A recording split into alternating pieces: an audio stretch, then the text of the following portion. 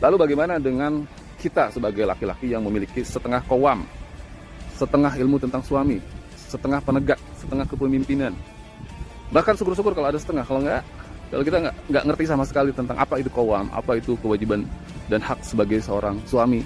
Jangan-jangan selama ini kita tidak memahami apa itu arti qawam. Maka jangan setengah-setengah, kita pelajari secara dalam. Ketika kita sudah tidak memiliki waktu, maka beli waktu itu. Guys, saya pernah membaca sebuah artikel atau makalah yang ditulis dalam sebuah website islamweb.net, dan tulisan itu adalah buah karya dari seorang ulama bernama Syekh A'id Al-Qarni. Ya, kita populer ya dengan nama itu. Nah, dalam makalah itu disebutkan judulnya adalah La takun nisfa nisf. Janganlah kalian menjadi manusia yang setengah-setengah, atau janganlah kalian memiliki profesi yang setengah-setengah, atau janganlah setengah-setengah, jadi harus full.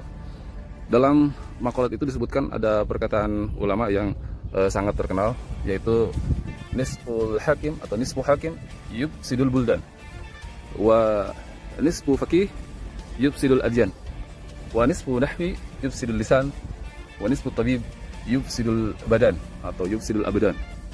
Ada 4 ungkapan yang sangat indah yang di akhirnya seperti lirik ya, atau seperti syair an. Nisfu hakim yufsidul buldan, setengah dari ilmu hakim atau ketatanegaraan, atau tentang hukum-hukum ketatanegaraan, atau sebagaimana hakim pada umumnya di Indonesia di pengadilan. Ketika dia memiliki ilmu yang setengah tentang kehakiman, maka dia akan merusak negeri itu. Bayangkan, dia tidak bisa menentukan satu perkara dengan adil, atau bahkan dia bisa menjual seluruh pasal-pasal yang ada dalam ketatanegaraan itu.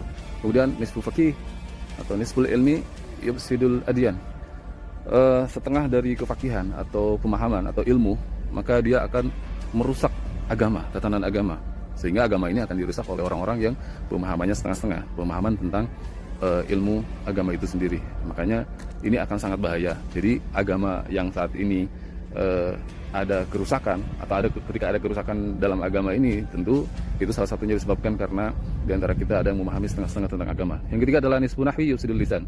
Memahami ilmu nahwu setengah-setengah juga akan merusak lisan.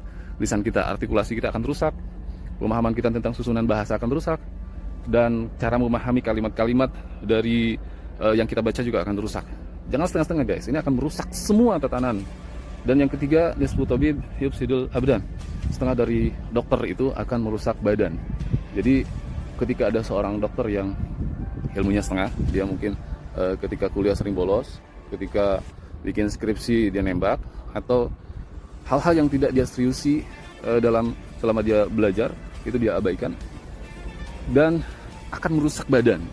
Tidak hanya itu, justru akan membunuh manusia.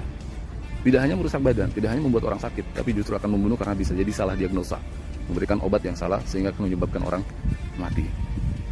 Minimal akan menyebabkan orang sakit. Lalu bagaimana dengan kita sebagai laki-laki yang memiliki setengah qawam, setengah ilmu tentang suami, setengah penegak, setengah kepemimpinan.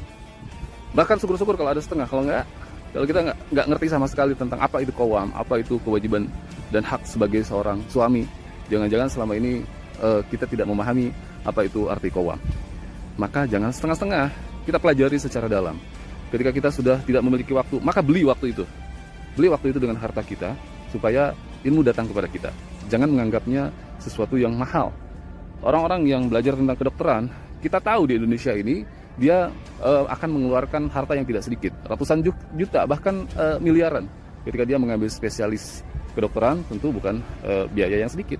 Tapi kenapa ketika kita bicara tentang hal-hal yang akan kita bawa ke akhirat, yaitu tentang qawam, tentang keqawaman kita sebagai seorang suami, dan itu akan dipertanggungjawabkan di hadapan Allah, kita banyak mikirnya, kita banyak, ini kan bisa learning by doing, kita bisa jalan aja sambil belajar. Iya, lama-lama hancur keluarga kita. Betapa banyak keluarga yang hancur, keluarga yang berujung dengan perceraian, karena kita tidak memahami tentang qawamah, tidak memahami tentang kepemimpinan seorang suami harus seperti apa. Guys, ini nasihat untuk diri pribadi saya sendiri dan untuk antum sekalian. Terus temukan keqawaman itu hingga datang ketenangan di dalam jiwa kita dalam memimpin keluarga. Semoga bermanfaat. Assalamualaikum warahmatullahi wabarakatuh.